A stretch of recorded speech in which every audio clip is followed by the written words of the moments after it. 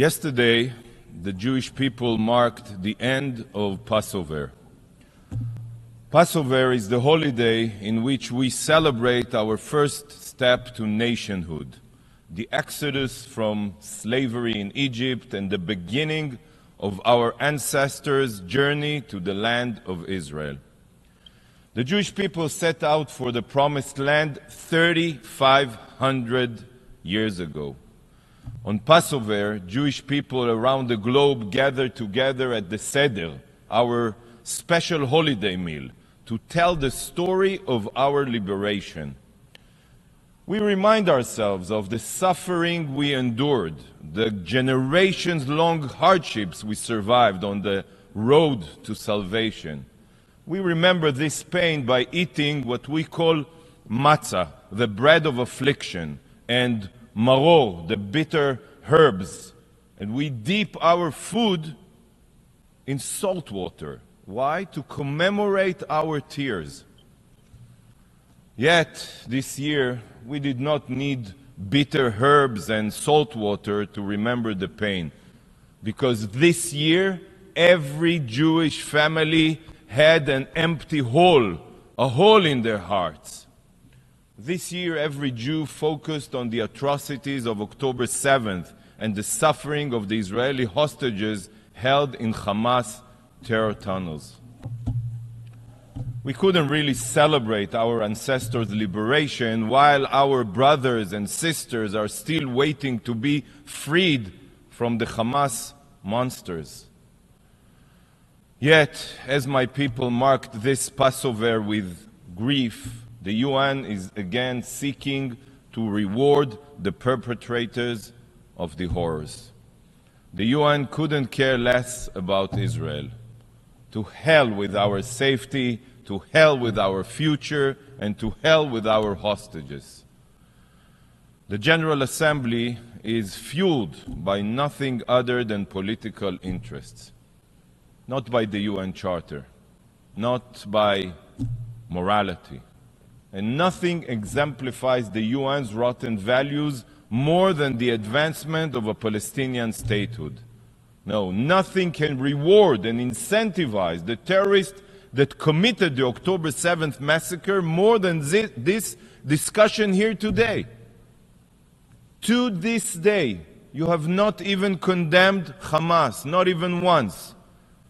To this day, not a single UN initiative has been taken for the sake of the hostages, the Israeli hostages.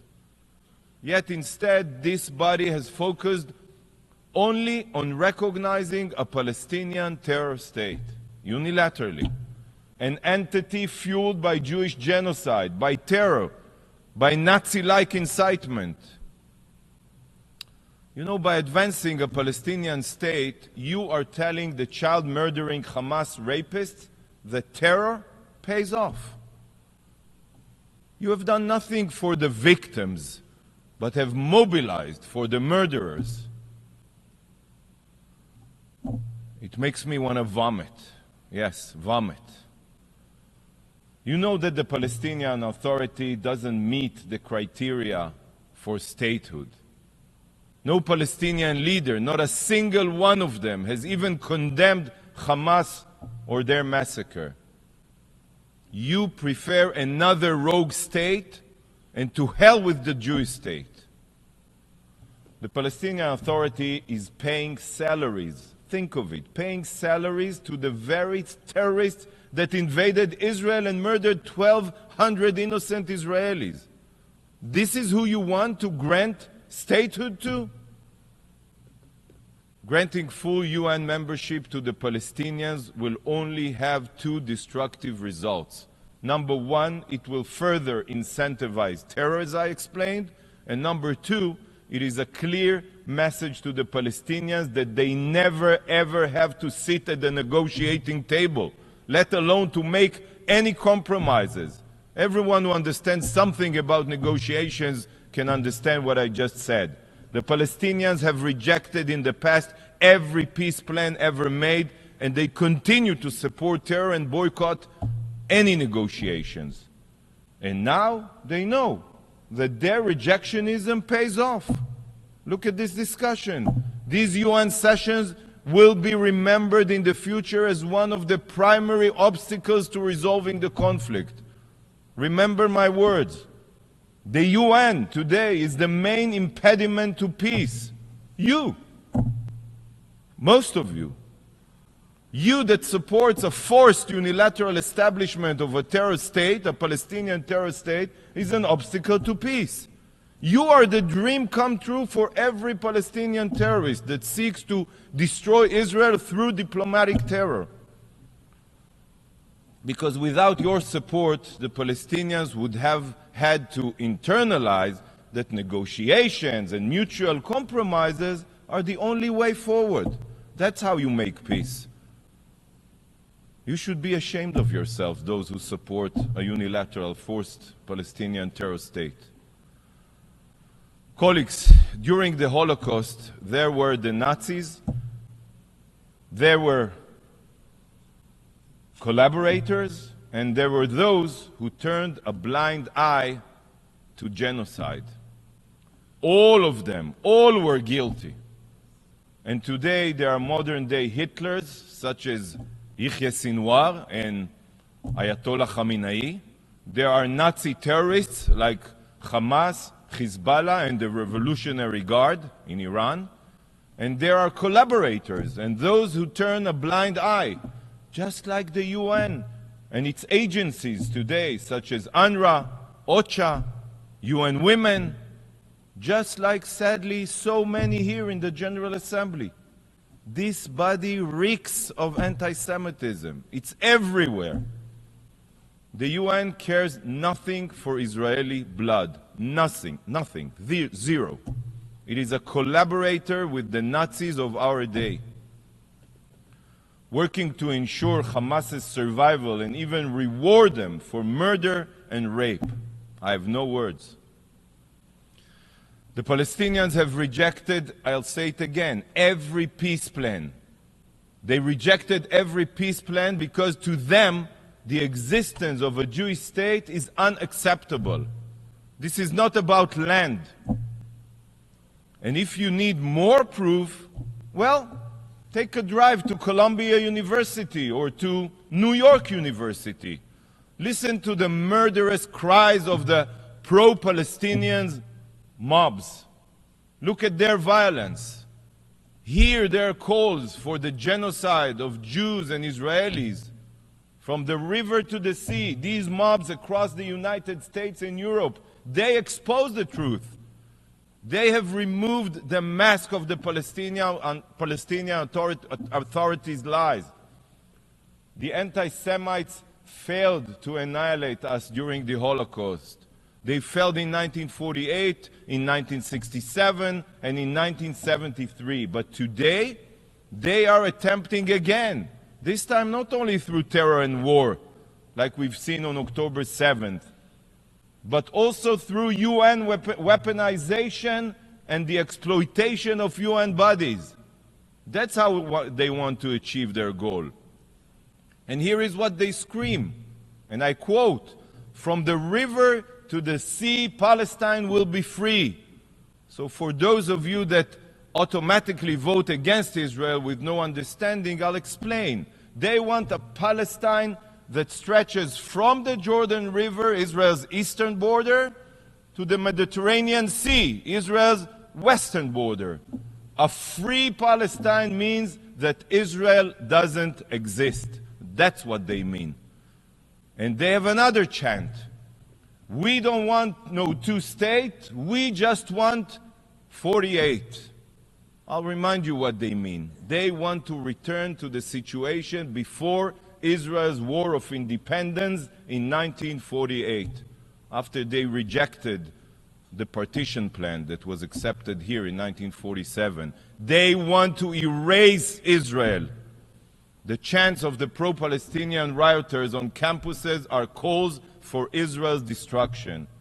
We always knew that Hamas hides in schools. We just didn't realize that it's not only schools in Gaza, it's also Harvard, Columbia, and many elite universities. This is what we hear at academic institutions across the world, and they directly represent the Palestinians' goal. The only solution for them is a single Palestinian state that is Judenrein, Jew-free, from the river to the sea, achieved through repeated October 7th against Israel and also against Jews. And you here are collaborating with them and encouraging their racism and anti-Semitism. Just as Germany was the world capital of science and culture, yet it was there that Nazism was born and spread, history is now repeating itself. Elite universities, supposed bastions of liberalism and academia, have now become the breeding grounds for the most heinous racism and bigotry. Those that carry on the Nazis' race theory today are restoring to violence, shattering windows, attacking Jewish students, and calling for their removal from campus. The images that have come out of Columbia University are reminiscent of Kristallnacht. Just yesterday, over 100 violent pro-Palestine Nazi agitators were arrested at Columbia University. Swift and severe action must be taken against faculty that back this mayhem. University presidents and professors today must be held accountable for permitting this. Students who call for the murder of their peers or use physical violence must be arrested and expelled. But this brainwashing did not happen overnight. It was the result of years of incitement and delegitimization here at the UN. And do you know who it is that set the stage for this blatant anti-Semitism? The UN, the General Assembly. The anti-Israel vitriol spread here by this organization is what sparked what we are seeing today on college campuses. By falsely condemning Israel and marking the Jewish state as the foundation of all evil, you are emboldening anti-Semites and terrorists alike. It is because of you that these mobs think that attacking Jews is acceptable, that calling for the deaths of Israelis is tolerable. Universities are permitting this Nazi-like behavior because for decades, the UN's anti-Israel stance has been justified by this very body, the General Assembly. Look at the damage you have caused. Look at the generations you have indoctrinated. This is the final moment for the UN, I'm telling you, to show that it remembers the reason it was established in the wake of the Holocaust, to prevent atrocities against Jews. Wake up! I call on the Secretary General and on leaders around the globe to stop hiding behind empty words. There is no freedom to incite murder and violence, and there is no liberty to attack Jewish students. Whoever does not stand against the abhorrent anti-Semitism is a collaborator. But just as it says in the Bible regarding the Egyptians' treatment of the Israelites, וכאשר יענו אותו כן ירבה וכן יפרוץ. But the more they were oppressed, the Israelites, the more they increased and spread. Remember these words from the Bible. The UN chooses to continue singling out the Jewish people, but we will only grow more resilient and thrive. Colleagues, today marks the ninth General Assembly meeting held on Gaza since Hamas's massacre. Ninth. Not one of the meetings focused on condemning Hamas or releasing the hostages. Not even one. I'm disgusted by this institution. But if a lion landed on Earth, it would be certain that outside of Gaza, the rest of the world is a utopia. A war is currently raging in Sudan, where tens of thousands have been killed and millions are on the brink of starvation. How many General Assembly sessions have been held on Sudan? Do you know? 0. What about the war in Myanmar? 50,000 have been killed and the war rages into its 4th year. How many times has the General Assembly met and how many resolutions been passed? How about Yemen, where the Houthis dragged the country to disaster? Hundreds of thousands are dead and tens of millions are literally starving. All while the Houthis also fire drones and missiles at merchant vessels in the Red Sea. Where is the Assembly's voice about the Houthis and Yemen? Is this not worth an emergency session? Let's continue to Pakistan. Pakistan is in the process of forcefully displacing 1.3 million Afghans back under the Taliban's radical control. Have you convened to condemn this? Oh, and what about Iran? The Ayatollah regime executes thousands of women, protesters, and members of the LGBTQ community, while Iran is hurtling towards nuclear weapons. And mere weeks ago, the regime launched 350 drones and missiles at Israel. Is this not enough for the General Assembly to discuss this murderous regime? But you are not interested in criticizing rogue states. You are interested only in smearing the Jewish state. Do you not see how much of a joke the UN has become?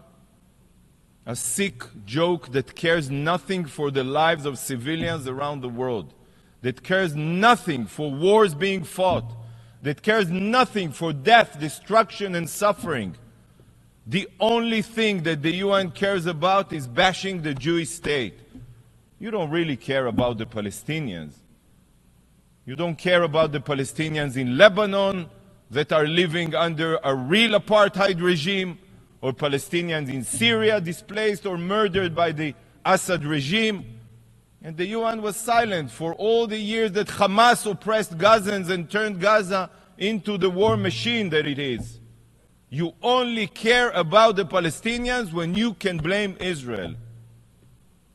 Today, the UN is a haven for terrorists, for tyrants, for dictators. A laundromat to whitewash their crimes while shifting the focus to the vibrant democracy of Israel. And the root of all the UN's evil is this very room, the General Assembly, with its political makeup. This is the body where human rights abusers have the same voice as law-abiding democracies. And it is in this hall, through distorted politics, that everybody enrolled in the UN system is decided. This is the beating heart of the UN's impotence. It is multilateralism's original sin. Here, the General Assembly, it's only politics and interests that are behind who sits on the Security Council. You chose to have Iran chair a human rights forum. You elect judges from Lebanon and Somalia to the International Court of Justice. You put human rights abusers like Cuba on the Human Rights Council. This is what the UN is. And you all continue playing this charade as if this institution still holds any value whatsoever.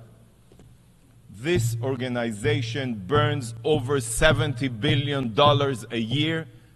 And what conflicts have the UN resolved? Which human rights violations has it ended? Almost zero. The UN is only escalating wars and human rights violations. You can continue this game of make-believe, but the UN's clock is ticking.